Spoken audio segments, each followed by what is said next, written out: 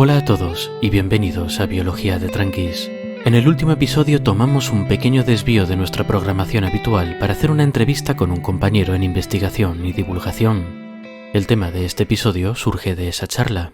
Nuestro invitado me invitó a su vez a escribir un artículo corto en su blog. Al pensar sobre el tema que trataría se me ocurrió el del episodio de hoy, pero como suele pasar siempre, descubrí que toda cosa aparentemente sencilla es en realidad complicada y fascinante. Os dejaré un enlace al blog en la descripción y a un artículo que no es el mío, pero que habla específicamente de cosas que vamos a mencionar hoy. Y sin más preámbulos, vamos a meternos de cabeza en las discusiones que rodean un concepto que pretende revolucionar varios campos de la biología, el de holobionte, con H.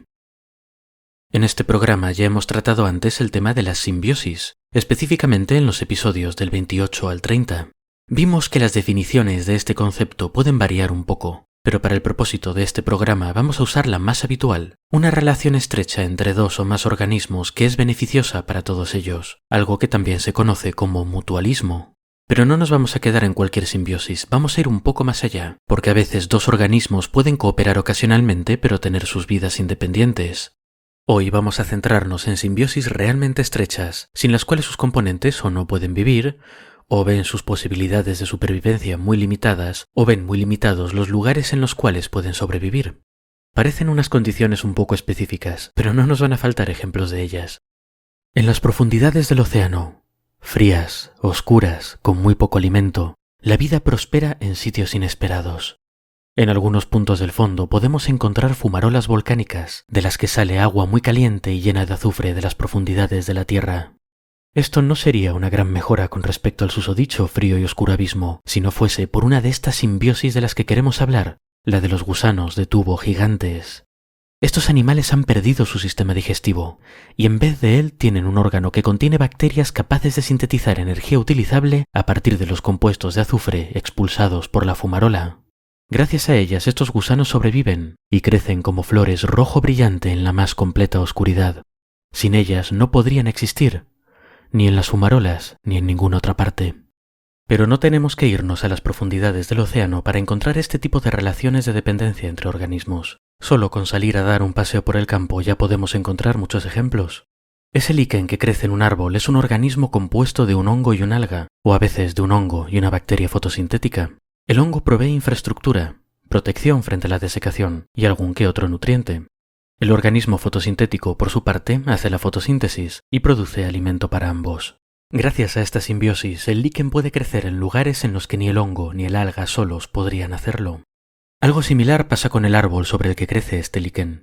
Como vimos en los episodios 47 y 48, casi todas las plantas terrestres tienen una relación muy estrecha con hongos que viven pegados a sus raíces y que conocemos como micorrizas. La planta le pasa a sus micorrizas productos de la fotosíntesis, compuestos de carbono orgánico como por ejemplo azúcares que el hongo puede usar para crecer. El hongo a cambio ayuda a la planta a extraer agua y nutrientes inorgánicos del suelo gracias a su enorme superficie de contacto con él. No hay micorrizas sin plantas, y hay muy pocas plantas sin micorrizas, y sin la ayuda de los hongos quizá las plantas jamás habrían podido extenderse como lo hicieron, al no poder extraer agua suficiente del suelo para alejarse de cuerpos de agua o sitios muy húmedos. Si seguimos nuestro paseo por el campo, nos podemos encontrar un pasto con vacas, rodeado por una valla con postes de madera. En esos postes quizá podemos encontrar colonias de termitas que hacen túneles en la madera y que usan celulosa como alimento. La celulosa es notablemente difícil de digerir sin ciertas herramientas bioquímicas que las termitas no poseen. En cambio, confían en ciertas bacterias que viven en su tracto digestivo para que la digieran por ellas. Algo parecido pasa con las vacas que vemos más allá de la valla. Si son capaces de alimentarse de pastos por sus estómagos, varios espacios en los que prosperan una serie de bacterias que son capaces de degradar la celulosa y de convertirla en compuestos que la vaca es capaz de metabolizar por sí misma. Muchos millones de años después de las vacas y de otros rumiantes, los seres humanos llegamos a una idea similar y creamos lo que llamamos bioreactores, en los que bacterias y otros microorganismos especialmente seleccionados crecen de forma controlada. Mediante este sistema aprovechamos sus cajas de herramientas bioquímicas y las usamos para cosas como la generación de energía, la síntesis de medicamentos o, mucho más importante, la fabricación de vino o cerveza. Pero estos bioreactores ya existían en la naturaleza, y gracias a ellos las vacas y las termitas son capaces de vivir como viven. Sin las bacterias digestivas de estos animales, ni vacas ni termitas existirían como las conocemos. Finalmente, no podemos dejar fuera una simbiosis especialmente importante, Una relación que comenzó hace entre 1 y 2.000 millones de años y que todavía es vital para los líquenes, los árboles, las termitas, las vacas y nosotros mismos. Hablo, por supuesto, de nuestras mitocondrias, que son los descendientes reducidos de lo que en su momento eran bacterias. Las mitocondrias son las que nos dan la capacidad de quemar glucosa en presencia de oxígeno, un proceso bioquímico que genera una cantidad completamente apabullante de energía. Gracias a esta simbiosis, las células con núcleo podemos existir y crear enormes colonias complejas capaces de volar, nadar, orientarse mediante sonar, fabricar miel y ver vídeos de gatos en supercomputadores de bolsillo conectados a máquinas que flotan en el espacio. Todo esto nos plantea un problema conceptual. Estamos acostumbrados a pensar en los seres vivos como organismos individuales y bien separados unos de otros. Sí que es verdad que los seres multicelulares nos pueden hacer pensar un poco, pero las células que los componen, que nos componen, son todas clones las unas de las otras, derivadas de la misma célula inicial, así que tienen un pase. Pero en el caso de esta simbiosis tenemos dos o más organismos claramente distintos, con parentescos muy lejanos entre ellos, implicados en una relación simbiótica sin la cual no podrían existir. ¿Es acaso nuestro concepto de individuo demasiado restrictivo? ¿Es quizá la simbiosis una fuerza evolutiva que hemos subestimado? No somos los primeros en plantearnos esta pregunta y en hablar de posibles respuestas.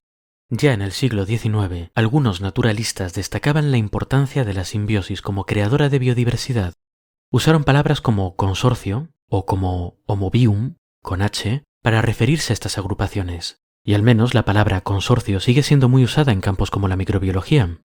Pero no fue hasta mediados del siglo XX cuando el biólogo alemán Adolf Meyer-Abich acuñó un término muy específico para este tipo de relaciones. Ese término es el que queremos discutir hoy, holobionte, con H. Meyer-Abich pensaba que una posible ruta evolutiva para la formación de los organismos complejos era a través de relaciones cada vez más interdependientes entre organismos simples. Holobiontes era como él llamaba a los componentes de una simbiosis que había alcanzado un punto clave de interdependencia, en el que los organismos ya no podían sobrevivir el uno sin el otro. A partir de este punto, cada holobionte iba perdiendo cada vez más su identidad, hasta que los distintos componentes del sistema se convertían en órganos o estructuras celulares, ya inseparables para siempre. A Meyer-Abich en su momento no se le hizo demasiado caso, pero su concepto de evolución era algo que estaba flotando en el trasfondo de la mente científica colectiva desde principios del siglo XX, cuando un botánico llamado Konstantin Merezkovsky sugirió que las células con núcleo habían surgido mediante un proceso de simbiosis entre células sin núcleo, entre bacterias o arqueas, algo llamado endosimbiosis o simbiogénesis. Al igual que Meyer-Abich, a él tampoco se le hizo demasiado caso, pero para ser justos es que lo que decían era algo un tanto chocante, un poco especulativo, y no había forma de probarlo definitivamente. En los años 60 la situación ya era otra. Las técnicas microscópicas y de análisis ya habían avanzado más. Ya sabíamos que el ADN era la molécula de la herencia y conocíamos su estructura. Fue entonces cuando nos dimos cuenta de que esta corriente de pensamiento tenía algo de razón. Fue la bióloga Lynn Margulis la que finalmente aportó pruebas muy convincentes de que las mitocondrias y los cloroplastos habían sido en algún punto bacterias de vida libre. Margulis procedió a tomarse la teoría de la endosimbiosis con mucho entusiasmo, afirmando que otras partes de la célula, como el núcleo que contiene nuestro ADN o el flagelo que ayuda a moverse a nuestros espermatozoides, habían surgido de la misma forma. En estas otras cosas no tenía razón, o al menos no se han llegado a probar de forma tan inconfundible. Pero mientras la buena vieja Lynn defendía esta teoría, usó en alguna ocasión el mismo término que Meyer-Abich, holobionte, para referirse al organismo agregado creado por la unión estrecha entre varios simbiontes. Esto fue allá por 1990, y en su momento tampoco llamó mucho la atención. El concepto de holobionte siguió pasando desapercibido hasta mediados de los 2000, momento en el que a algunos biólogos se les ocurrió usarlo para hablar de corales. Los corales son otro ejemplo de simbiosis muy estrecha, como pueden ser los líquenes o las plantas terrestres. Si pueden alimentarse y reproducirse para formar los enormes arrecifes por los que son conocidos, es porque sus células contienen algas. Estas algas, del grupo de los dinoflagelados para los curiosos, hacen la fotosíntesis y proveen a los corales de comida a cambio de protección y nutrición. Pero no son los únicos microorganismos que conviven con los corales, sino que encima y dentro de estos últimos podemos encontrar una variedad y una diversidad enorme de bacterias, arqueas, hongos y hasta virus. Todos estos seres forman una especie de ecosistema en miniatura y se hacen la vida más fácil los unos a los otros haciendo cosas como sacar nutrientes del medio o fabricar compuestos que mantienen alejados a microorganismos perjudiciales. Todavía no sabemos casi nada sobre cómo funciona este sistema, pero lo que sí sabemos nos indica que no podemos entender al coral sin entender a todos los otros organismos que lo acompañan. Así que para referirse a este conjunto, los científicos usaron el término holobionte recuperado de los escritos de Lynn Margulis. Y fue entonces cuando el término explotó en popularidad, ayudado por los saltos tecnológicos de los últimos años. Se lo repito a todo el que quiere escucharme, y cuando nadie quiere, lo grabo y lo subo a internet. El siglo XXI es el siglo de la biología, y la última década ha visto una serie de avances importantísimos en nuestro conocimiento. Entre los más importantes está el desarrollo de la capacidad de computación y de las técnicas asociadas, que nos permiten secuenciar, reconstruir y analizar genomas de forma rápida y barata. Esto ha dado lugar a la llamada metagenómica, que consiste en tomar una muestra de barro, de agua o de heces, o directamente en meter una planta o un bicho en una batidora, y analizar todo el ADN que contiene esa muestra. Mediante técnicas genéticas bien aplicadas, podemos separar el ADN que proviene de organismos distintos y asignarlo a grupos más o menos amplios. Aplicando este tipo de técnicas a plantas y animales, hemos descubierto que una enorme mayoría de los organismos sobre la Tierra conviven con sus propios conjuntos de microorganismos que llevan a todas partes. Este descubrimiento ha llevado a todo un resurgimiento del término de holobionte y a su aplicación en campos muy distantes. Es fácil de imaginar el término aplicado al estudio de los corales o los gusanos de tubo, y desde luego el de las raíces de las plantas con todos sus hongos y bacterias y cosas. Un poco más raro es verlo aplicado a la medicina. Pero el ser humano vive en armonía con montones de bacterias y arqueas que viven en nuestra piel y en nuestro tracto digestivo, tantas de hecho que su número es mayor al de nuestras propias células, y también dependemos de ellas. Al igual que las vacas o las termitas, también las necesitamos para ayudar a digerir lo que comemos. Nosotros también tenemos bioreactores. Este microbioma ha traído mucha atención en los últimos años. Resulta que todas estas bacterias que viven en nuestro tracto digestivo no vienen de cualquier trozo de tierra que comemos de pequeños. Desde que nacemos estamos adaptados para favorecer nuestra colonización por parte de ciertos tipos específicos de microorganismos. Estos microorganismos cooperativos se instalan y, con la bendición de nuestro sistema inmune, se multiplican. El conjunto de una población residente que ya tiene copado el espacio y los recursos, y un sistema inmune que la favorece, evita que nos invadan organismos perjudiciales para nosotros. Los fallos en este sistema pueden observarse cuando somos infectados por una bacteria dañina o cuando nuestro sistema inmune da las alarmas ante nuestro microbioma normal, algo que pasa, por ejemplo, en la enfermedad de Crohn. Es importante entonces tener en cuenta que nuestro microbioma es un componente importante de nuestro cuerpo. No está ahí por casualidad, sino que estamos adaptados a tenerlo y a interactuar con él. De hecho, algunas investigaciones recientes y fascinantes nos sugieren que quizá exista una vía de comunicación bidireccional entre nuestro cerebro y nuestro microbioma. Nos indican que quizá la cantidad y tipo de bacterias en nuestro intestino, que están determinados en parte por nuestro ambiente y nuestra dieta, puedan tener un efecto en nuestro comportamiento e incluso puedan afectar al desarrollo de enfermedades como ansiedad, depresión y Parkinson. Esto parece muy sorprendente. Pero si lo pensamos, el intestino es una máquina de absorber sustancias químicas y pasarlas a la sangre, y nuestro comportamiento está basado en gran parte en señales químicas. Si estas bacterias que viven en nuestro intestino producen señales que llegan a nuestro torrente sanguíneo, teóricamente podrían afectarnos. Atención, que esta es un área muy nueva, y los resultados vienen principalmente de experimentos en ratones, así que por ahora es algo un poco especulativo, pero es intrigante, ¿verdad?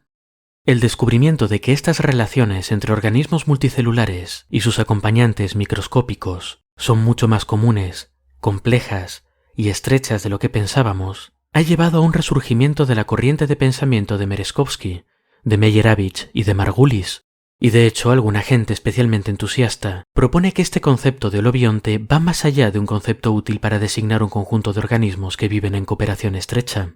Para ellos, el holobionte es un verdadero superorganismo, una cooperativa de organismos que evolucionan juntos. Por su parte, el material genético de cada uno de estos organismos, de por ejemplo una bacteria de nuestro intestino, puede afectar a cómo se comporta ese componente del holobionte y por tanto causar cambios en el organismo entero. Así que el conjunto de genes de todos los organismos de un holobionte se lo llamaría hologenoma, también con H.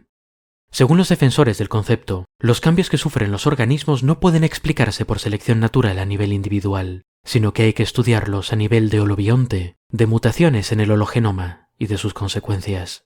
Dicho en corto, nosotros y las bacterias que conviven con nosotros somos de forma efectiva el mismo organismo frente a la evolución. Pero para otros biólogos esto es llevar los conceptos de holobionte y hologenoma un poco demasiado lejos.